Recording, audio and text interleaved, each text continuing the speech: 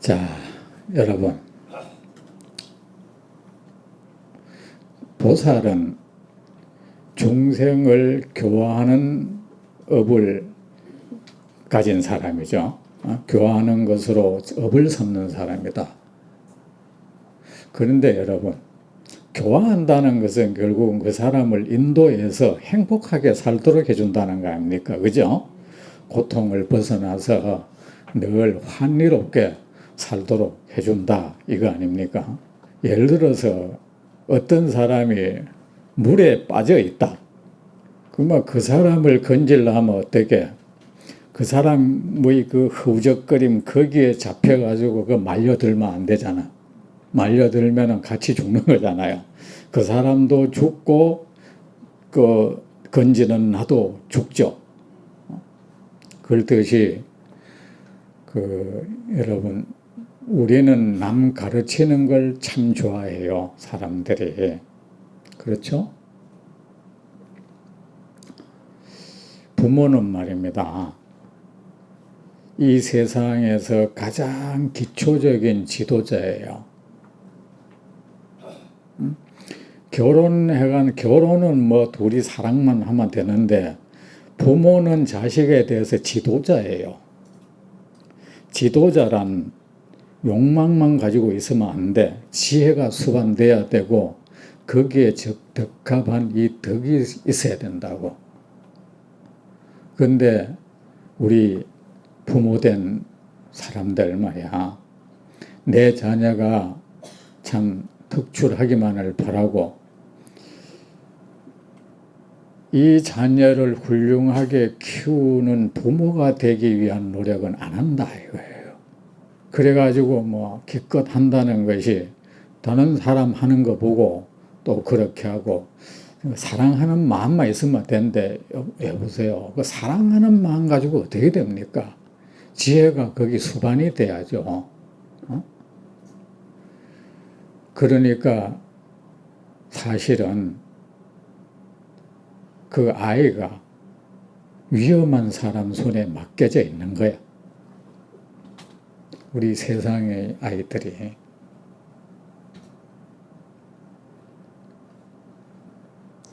교육이라는 것은 그 어떤 먹이를 주는 건데 그 사람이 훌륭한 인격계로 크기를 바란다면 그 음식을 기름진 음식을 줘야 되는데 교육이랍시고 주는 그 음식이 아주 거칠고 영양가 없고 천하단 말이야.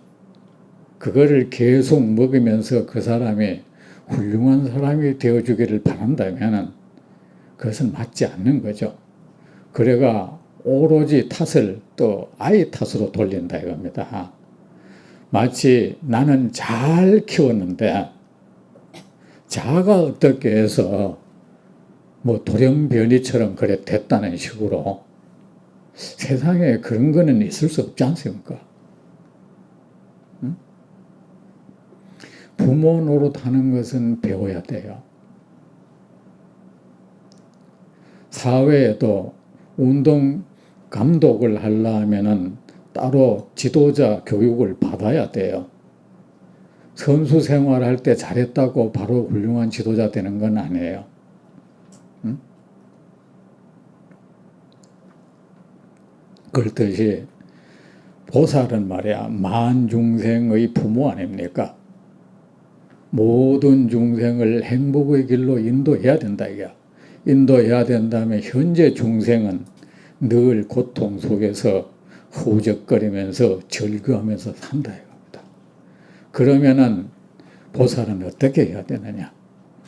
그 중생이 일으키는 바람에 말려들지 말아야 돼요. 중생의 고통에 전념되지 말아야 돼. 의사가 환자에게 전념이 돼버리면 환자 치료 못 해주죠.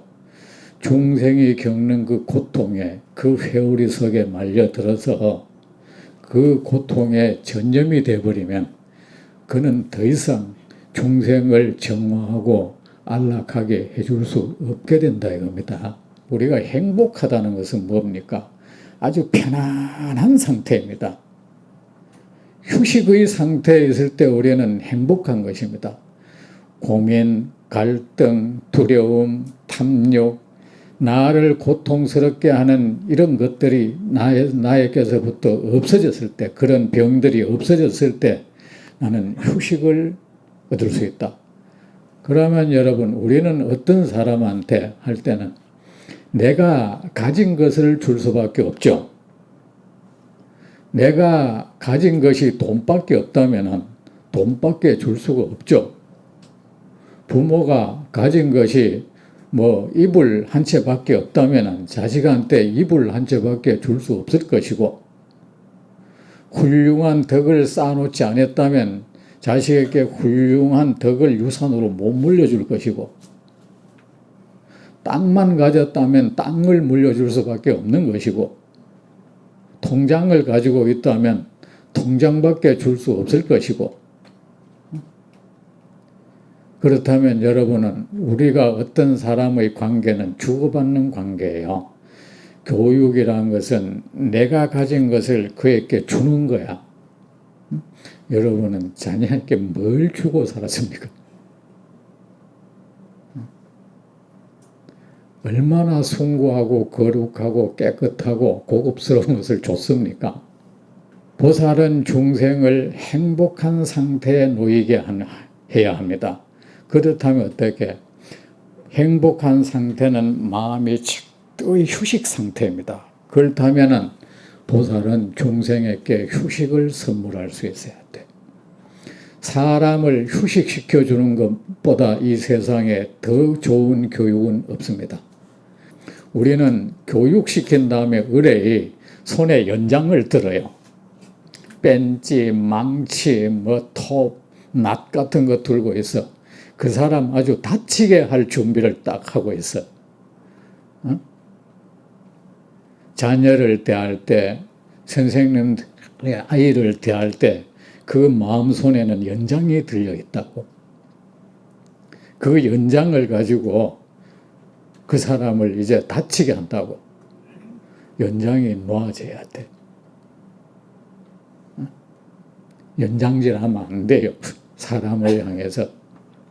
벤치도 갖다 대지 말고, 몽키도 갖다 대지 말고, 못도 박을라 하지 말고, 톱질도 탈라고 들면 안 된다고. 정으로 요래 할라 해도 안 되고, 손에 들고 있는 연장이 놓아져야 돼. 손에 아무런 연장도 들고 있지 않는 상태를 휴식의 상태라고 합니다. 보살이 중생을 교화하기 위해서는 뭡니까? 그 중생을 대하는 보살의 마음이 아주 편안하고 침착하고 차분하고 깊은 휴식의 상태가 돼야 돼. 그래야 중생에게 그 휴식을 줄 수가 있어.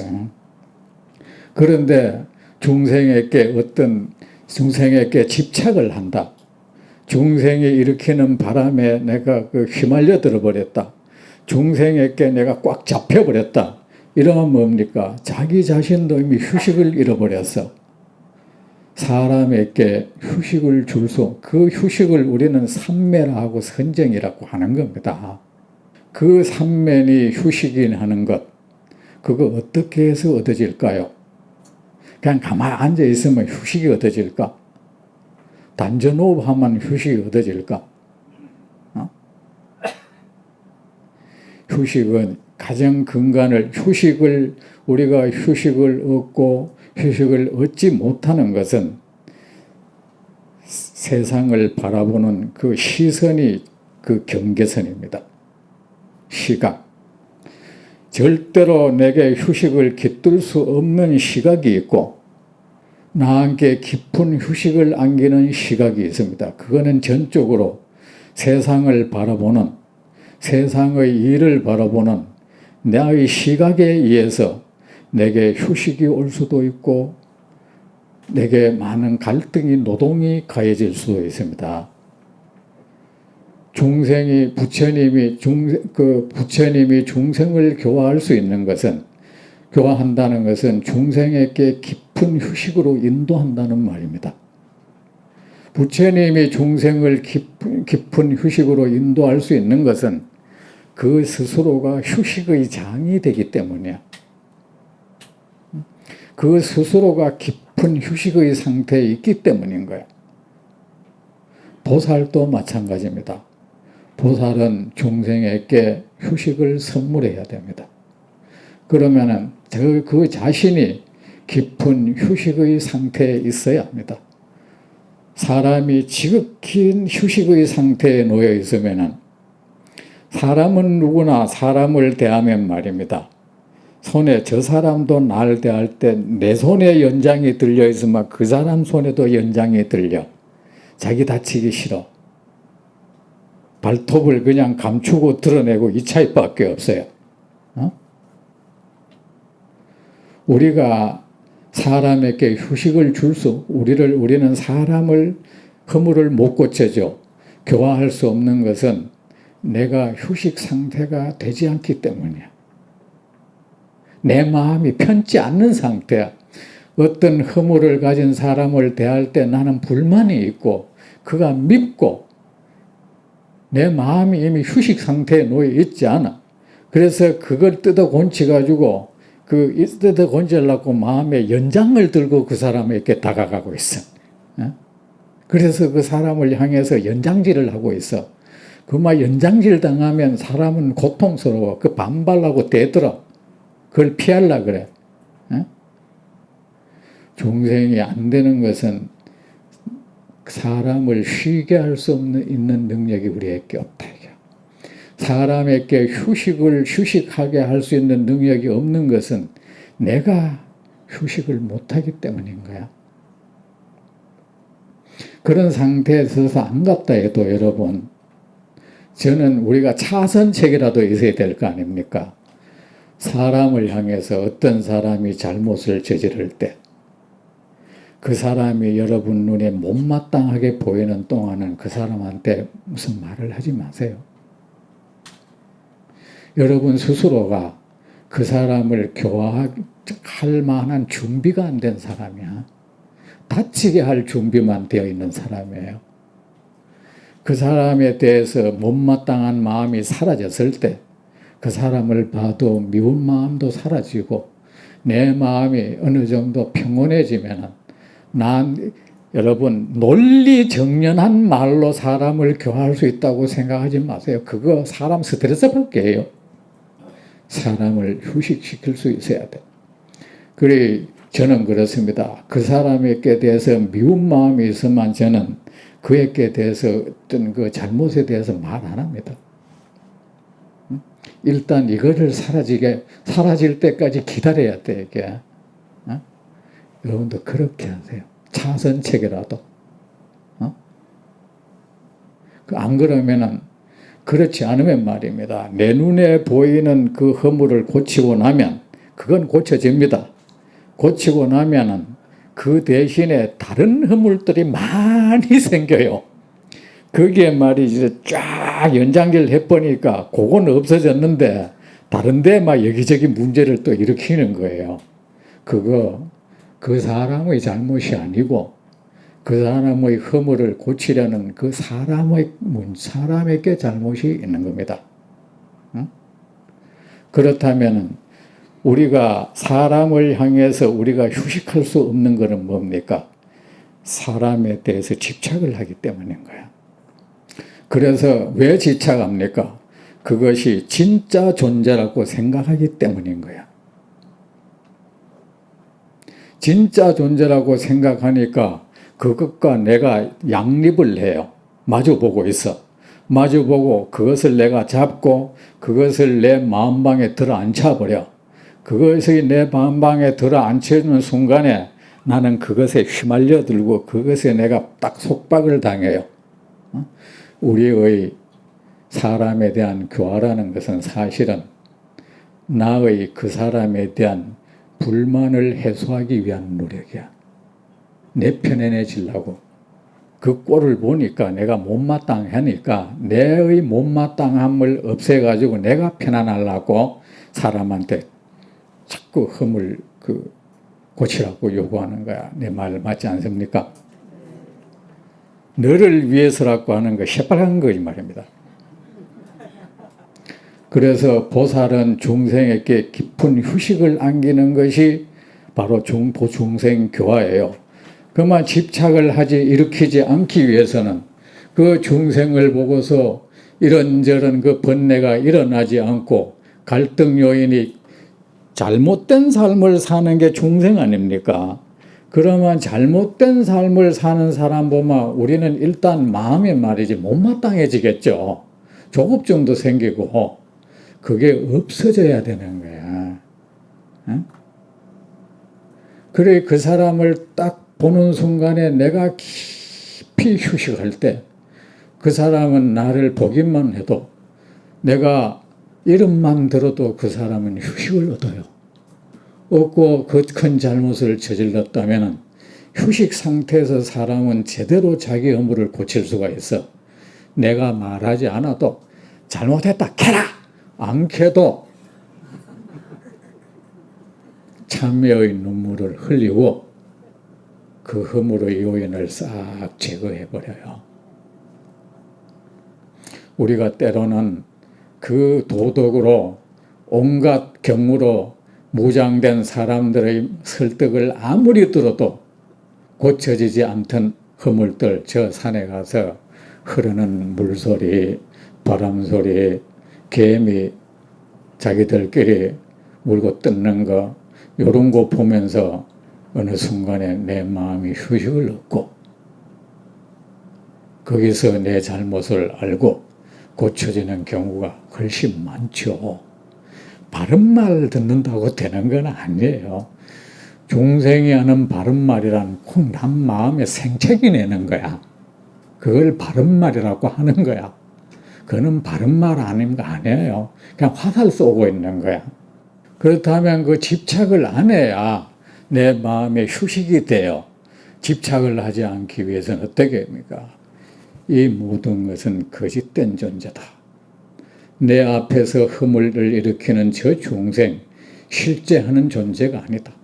아무 실체가 없는 환영 같은 존재다. 그러므로 나는 저 존재에 대해서 어떤 좋으니 싫으니 하는 정을 일으키면 안 된다. 저에 대해서 못마땅해 하는 마음을 일으키면 안 된다. 그 환영을 어떻게 뜯어 고친다는 거야. 내가 뜯어 고치겠다는 마음을 일으키면 안 된다. 그랬을 때 내 마음에 있는 연장이 그렇게 놓여지는 거야. 한편으로 저 사람을 제도한다는 것도 필경에는 거짓된 일이다. 그럴 때 진짜로 그 사람을 향해서 내가 해야 되는 아무것도 정말 사라져 버려요. 나한테 그 의무감이란 것이 나를 피곤하게 만들어 버리잖아. 그러면은 내한테 진정한 휴식이 딱 왔을 때 그 사람 나를 보면 저절로 휴식 상태, 그게 교화라는 겁니다.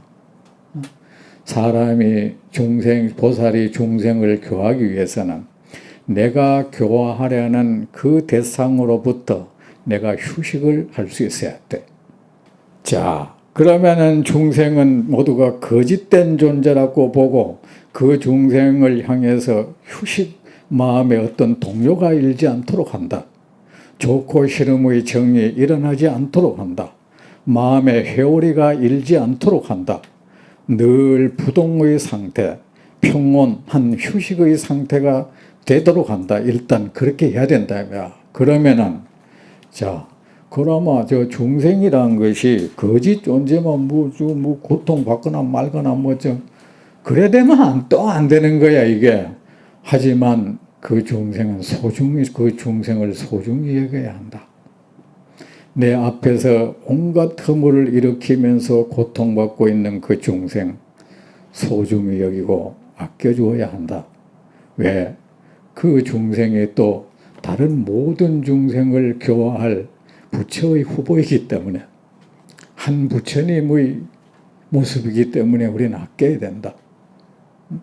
그래서 그런 애착, 그런 부처님 그 중생을 향해서 어떤 좋고 싫음의 정도 일으키지 않는 평온한 휴식의 상태에서 그만 가만히 있어버리나? 그건 안 되는 거예요. 하지만 그 중생은 그 사실을 깨닫지 못하고 고통스러워하고 있어. 자, 그런 평온한 상태에서 우리에게 중생을 사람을 위한다 하죠. 필요한 것은 첫째 사람에 대한 사랑이에요. 사랑이 없으면 안 돼. 막연히 정의로운 마음 가지고는 안 돼요. 아무리 정의라도 사랑이 없는 정의로움은요, 이 세상을 삭막하게 만들어요. 그거는 흉기가 돼. 정의라는 이름으로 세상의 평화를 파괴합니다. 세상을 불행의 장으로 만들어버립니다. 그럴 때 내가 그래서 스님 말이야, 이 세상에 그 도탄에 빠뜨리는 두 종류가 있어요. 의도적으로 나쁜 마음을 일으켜 가지고 저 사람을 해쳐야겠다 해서 나쁜 일 하는 사람도 있고, 그 다음 번째는 자기 나름의 옳다는 그 정의심에 자기가 도취가 돼가지고 말이지, 세상 사람과 악행을 저지르는 경우가 있어. 처음부터 나쁜 마음으로 악행 저지르는 사람도 있고, 정이라는 마음에 그 도취가 돼가지고 이성을 잃어가지고 악행을 저지르는 경우도 있어요. 근데 사실은 말입니다.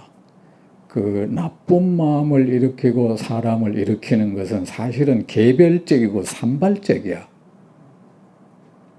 전체를 어떻게 그렇게 만들진 않아. 그런데 정의심에 도취된 사람들의 악행이 훨씬 더 극악해. 극악하고 그 범위도 커. 그리고 더 무서운 것은 처음부터 나쁜 마음을 일으킨 사람은 나중에 참회라도 할 줄 알아. 내가 옛날에 왜 그랬나. 그런데 이 사람은 나중에 가도 참회도 할 줄 몰라. 그 많은 사람에게 정의라는 이름으로 그렇게 도탄에 빠뜨리고 불행을 안겨놓고는 나는 정의를 행했다. 이거야말로 더 위험하다.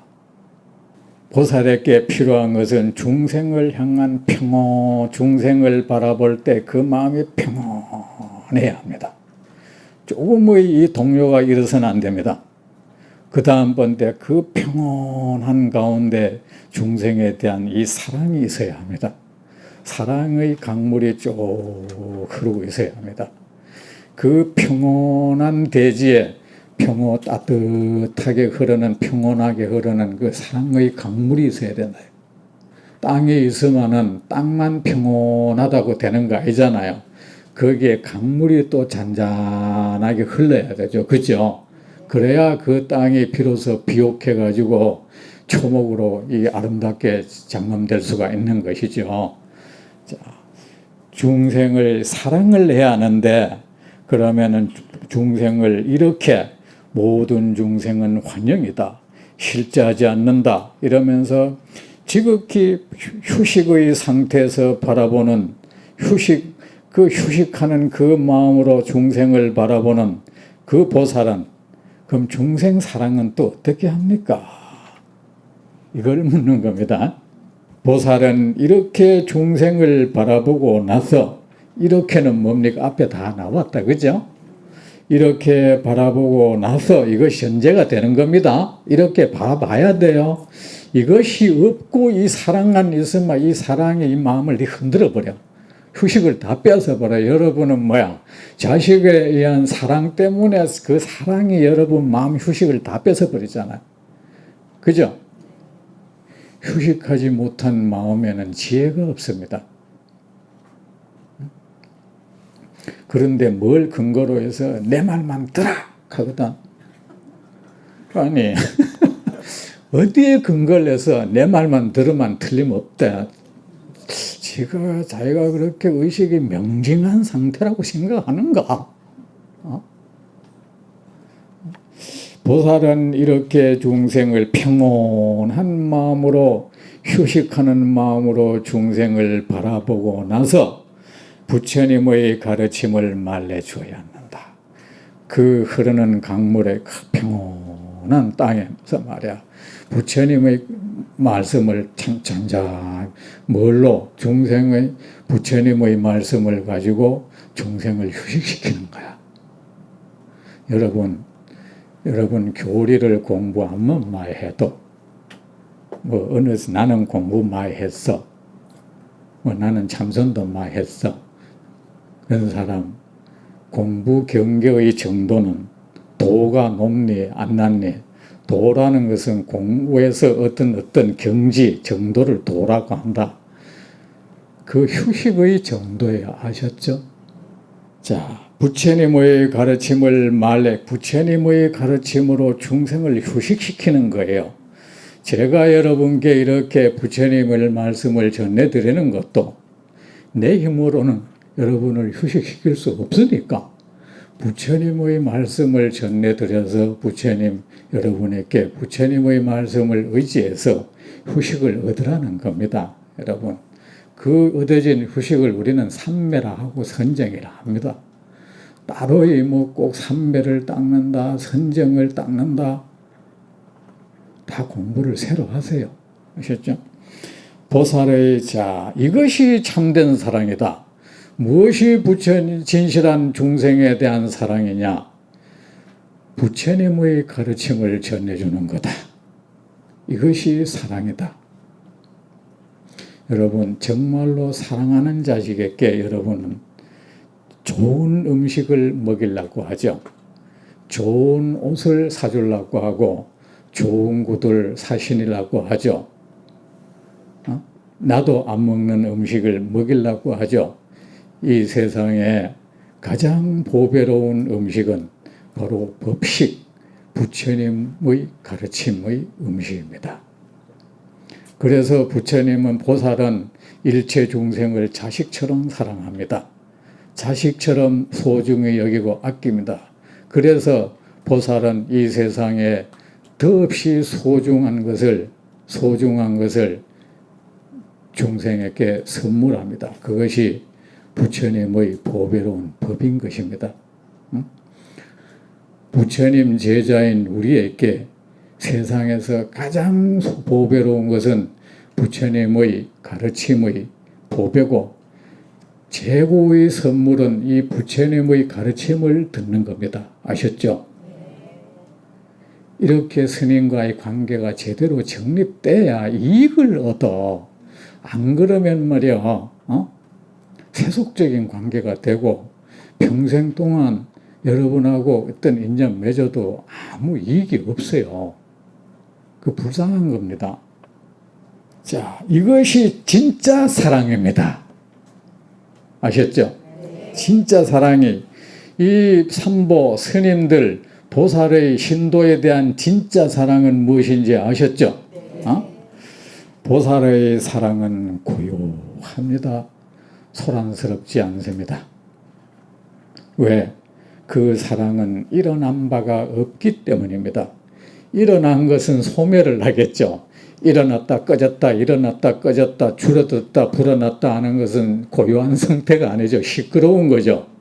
우리의 사랑은 그렇게 일어났다 생겼다 없어졌다 생겼다 없어졌다 줄어났다 불어났다 줄어났다 시끄럽죠. 그죠? 이 시끄러운 사랑은 말입니다. 우리에게 휴식을 안겨주지 못해. 사랑하는 사람도 그놈의 사랑 때문에 늘 피곤해. 지쳐. 그 사랑이 나를 지치게 만들어가지고. 그래가지고 내 사랑하는 사람을 상대로 끝내는 하는 말이 너 왜 그 나를 힘들게 하노? 나도 힘들어. 그 사랑이 사람을 힘들게 하고 있어. 그거는 뭐야? 진짜 사랑이 아니야. 그건 애착 이외에 아무것도 아닌 거예요. 그거. 진짜 이 사랑은 평온해야 돼요. 마음이 고요해야 돼. 뭐가 진짜 그러면 뭐 사람을 애달피는 있는 것은 이익 못 주잖아. 아니야.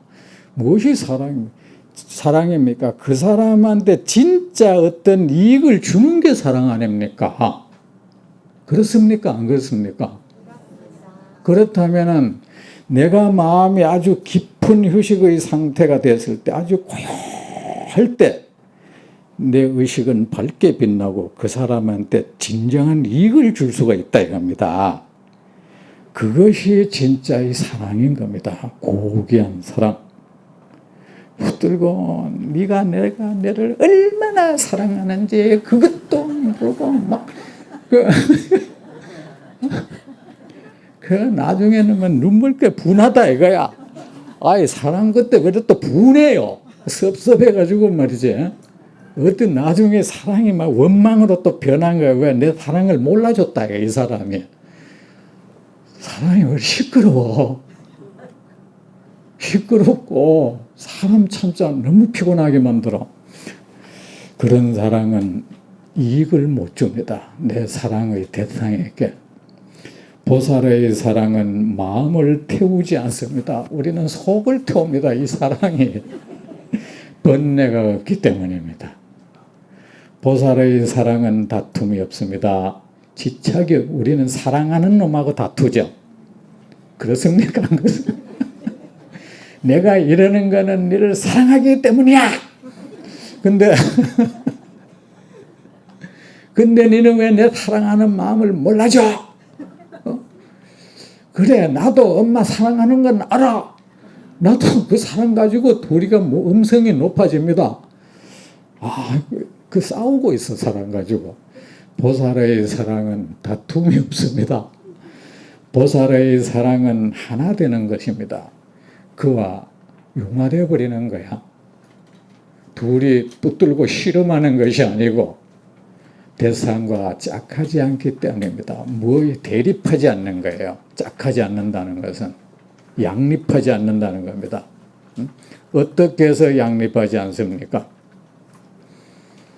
저 존재도 필경에는 거짓된 존재고 제가 일으키는 허물이라는 것도 거짓된 존재가 일으키는 거짓 현상이다. 그리고 저 허물을 보는 나, 저를 교화한다는 나 역시 아무 실체가 없는 거짓된 존재고 이를 위해서 교화한다는 행위 자체 실제로는 꿈속의 일이다. 거짓 현상이다. 그렇게 됐을 때 이 대립이 사라지는 거예요. 그게 진정한 동체 대비가 돼. 대상과 짝하지 않는다는 것은 우리는 마주 보잖아요. 사랑하는 사람과 마주 보면은 다툼이 일게 돼 있고 그 다툼은 사람을 힘들게 하죠. 보살의 사랑은 훼손되지 않습니다. 욕망이 소멸되었기 때문입니다. 중생의 사랑은 훼손이 됩니다. 왜? 욕망에서 일어난 사랑이기 때문이야. 욕망이 소멸됐기 때문입니다. 보살의 사랑은 견고합니다. 그 마음이 꺾임이 없기 때문입니다. 마음이 굴절이 없어. 중생의 사랑은 견고하지 못해 늘 꺾여. 그죠? 꺾였다가 이렇게 세우고 꺾였다가 이렇게 세우고. 보살의 사랑은 깨끗합니다. 존재의 본성이 깨끗하기 때문입니다.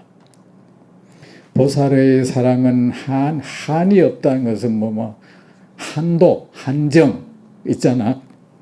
한이 없습니다. 허공과 같기 때문입니다. 보살의 사랑은 아라한의 사랑입니다. 번뇌가 파괴되었기 때문입니다.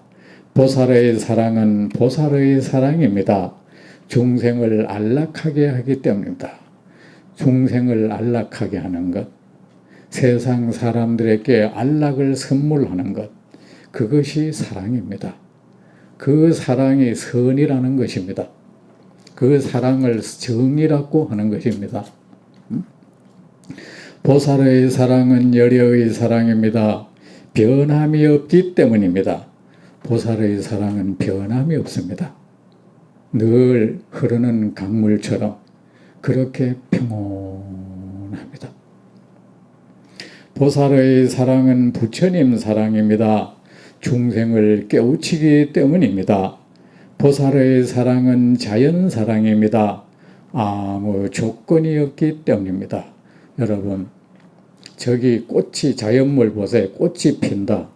내가 그를 이쁘게 해주거나 말거나 꽃은 거기 피잖아요. 그렇죠? 그렇듯이 보살의 사랑은 사람 어떤 조건에서 일어난 저 사람이 그래다 나한테 사랑하는 마음을 일으켜야 내가 사랑하지. 그거는 보살의 사랑이 아니에요. 저 사람이 내 사랑에 어떤 보답을 하든 하지 않든 내 사랑을 받아들이든 외면하든 사랑하는 나에게 오히려 아픔을 안기든 부흥해서 나를 행복하게 해주든 관계없이 저기 꽃이 지나가는 나그네가 보든 말든 이뻐하든 말든 아름답게 피어있듯이 말입니다. 보살의 사랑은 그런 것이고 그런 사랑이 진실한 사랑이고 그런 사랑이라야 비로소 그 사랑의 대상에게 이익을 안길 수 있습니다. 보살의 사랑은 깨달음의 사랑입니다. 평등하기 때문이다. 차별을 두지 않습니다. 보살의 사랑은 최고의 사랑입니다. 애착이 끊어졌기 때문입니다. 여러분은 누구나 자식 때문에 휴식을 못하죠. 여러분 그런 걸 인위적으로라도 내려놓을 줄 알아야 돼. 자녀가 이미 이 세상에 사람이 태어나는 것은 다 자기 프로그램이 있어요. 여러분의 프로그램 안에 움직이게 하려고 하지 마세요. 자기 프로그램 가지고 이 세상에 온다고. 그리고 그 자식이 더구나 요새는 40살 됐는데도 걱정하고 있어. 아무 도움을 못 주는 사랑이야. 애잔한 마음 거둘 줄 알아야 돼. 언제나 붙들고 나중엔 결혼했는데 말이야. 저 며느리가 내 아들 밥이나 제대로 해주나 안 해주나 이것까지 가는 거야 이제. 그러니까 사랑이 흐르되 어느 정도 스스로 그걸 제어를 할 줄 알아야 돼. 자녀가 성장하면은 두 발로 이 직장 생활을 하고 자기 아내를 얻고 자기 자식을 뒀으면 이제 거둬야 돼. 그 사람 인생에 도움 절대 안 돼. 전혀 안 되고 오히려 그 사람에게 짐이 됩니다. 누를 끼칩니다. 애잔한 마음 거두세요. 어느 순간에는 거두어야 돼. 옛날에는 말입니다. 그 사람들이 결혼을 하면 자기 성을 가졌습니다. 부모 성을 받지 않았습니다. 그래서 고대에는 한 부모에게서 난 자식들도 결혼 제각기 성이 달라요. 그래서 지금처럼 성이 많아진 거예요. 그것이 뭘 의미합니까? 결혼하면 그 사람은 그냥 독립된 한 가문의 이제 조상이야. 그 사람도 그렇게 해야 맞는 거예요. 사실은 그렇게 해야 부모도 이제는 저 사람은 자기 가문을 이루고 사는 사람이다. 이 포기라도 할 텐데 이 성을 계속 이어받으니까 말이야. 이걸 못 놓는 거야. 이 줄을 거두세요. 하셨죠? 제어를 하라고. 안 되면 다스리라고. 보살의 사랑은 큰 자비의 사랑입니다. 부처님의 가르침으로서 인도하기 때문입니다. 여러분 자비 하잖아요. 중생에게 진정으로 자비를 베푸는 것은 그들에게 부처님의 법을 말해주는 겁니다. 보살의 사랑은 권태가 없는 사랑입니다. 흑음과 같이 실체가 없기 때문입니다. 이 흑음과 같아야 돼요. 보살의 사랑은 그의 사랑 때문에 이는 다치지 않아. 이 파리들이 말이지, 이 온갖 이 세상의 모든들은 이 허공 속에 존재하지만 이 세상 어떤 것도 이 허공을 차지할 수가 없어. 허공을 다치게 할 수 없고 허공에 괴로움을 끼칠 수가 없어. 왜? 그들이 허공 속을 있지만 허공은 그들을 붙들지를 않아. 소용하지 않거든. 그냥 허용하고 있을 뿐인 거예요. 보살의 사랑은 권태라는 것은 뭡니까? 짊어지고 있다 힘이 들면은 권태가 생기게 돼 있어. 그렇죠? 여러분 권태기 오죠? 여러분 스스로가 그를 짊어지고 안 놓았기 때문에 피곤하다는 소리야. 어? 그러면서 내가 언제까지 이렇게 살아야 되는 거야? 아니 누가 그렇게 살아야 했나? 어? 그러니까 또 나중에는 말이야 이게요. 그리고 또 보답도 기다리거든. 자녀들이 내가 이러면 나중에 참 나를 알아주고 한데 그것도 자녀들이 성장하면 자기 삶이 있어. 늘 뭐 나를 보고 어릴 때 나는 엄마하고 살 거야. 이걸 계속 유지하려고 그래요. 그때는 강한테 엄마밖에 없어. 그러니 그거를 늘 저놈이 어릴 때는 그저 나밖에 모른다 하디 그 이제 가가 어른이 돼가지고 하니까 뭐야 자기도 자기 이미 가족이 있고 살아야 된단 말이야. 된데 섭섭한 거야. 나를 돌아보지 않는다. 내가 지를 어떻게 키웠는데 내가 10달 동안 참 아픔을 찾아가면서 입술 탕 입덧 해가면서 먹을 거 못 되고 지 때문에 내가 참 감기 들어도 약도 제대로 없다 그래 키워놨더니만은 저게 이상한 나를 그러면서 섭섭해 뭐가 내가 이래 버림받는 기분이 드는 거예요. 그 뭐 버림받은 이제 배우자도 이제 뭐 저그 서로 뭐 늙어가야 매력 없다. 그 자기대로 살아야 된단 말이야. 그게 전부 다 나를 안 돌아보고 뭐 나는 식구 속에 있어도 내 혼자 사는 것 같다. 그러면서 하다가 마음이 뭐 서서히 우울해져. 그러다가 나중에 우울증 같은 게 오는 거야 이제. 여러분 그러니까 놓지 못하면 다른 노를 붙들 것. 어차피 그들은 여러분의 노고에 보답하면서 살 여가 없습니다. 아셨죠? 그 여가 없는 사람이야 이 바쁜 세상에. 그래 여러분이 이제 부처님 제자로 사세요. 아셨죠? 살면은 그 외로움이고 그런 거 우울증 안 온다.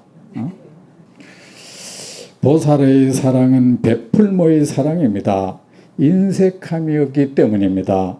보살의 사랑은 계율의 사랑입니다. 계를 어긴 일을 교화하기 때문입니다. 진짜 사랑은 말입니다. 악을 행한 사람을 보호하는 것이 진짜 사랑입니다. 악을 행했다고 그 사람을 욕하고 비난하고 공격하는 것은 누구나 할 수 있습니다. 할 수 있지만 악을 저지르는 사람, 여기 그러잖아. 파괴하는 일을, 계를 어긴 일을 교화한다. 그 뒤에 인욕의 사랑입니다. 자신과 남을 보호하기 때문입니다. 저 앞에 그랬죠. 보살은 말이지. 악지식을 보호한다는 말이 나왔지. 이 앞에. 나왔습니까? 안 나왔습니까? 나쁜 것을 보호한다는 말이 있어요. 어쩌면 악행을 저지르고 사는 사람이 더욱 보호받아야 될지도 몰라. 그것이 진짜 사랑입니다. 나는 이렇게 잘 사는데 저 사람은 계를 안 지킨다. 비난하는 순간에 그 사람이 자기 스스로가 이미 파괴하고 있는 중이야. 아셨죠? 응? 저 사람이 선을 이런 나쁜 짓 했다고 그 사람을 막 비난하고 막 그 사람을 향해서 증오심과 멸시의 막 시선을 보이는 순간에 자기 자신이 이미 그 사람보다 더 나쁜 사람이 되어 있는 겁니다. 그걸 명심하시고 이제 다음 달에 뵙겠습니다.